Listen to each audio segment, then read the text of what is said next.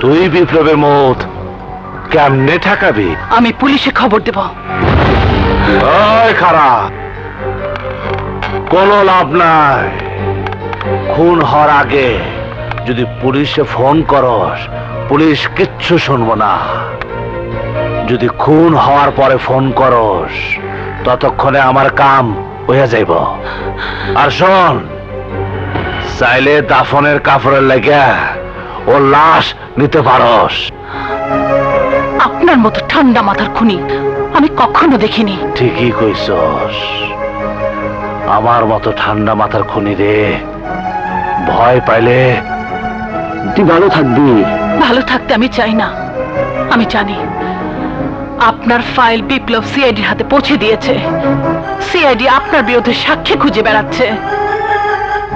যদি বিপ্লবের কোনো ক্ষতি হয়, তাহলে আমি হব আপনার বিরুদ্ধে রাজসাক্ষী।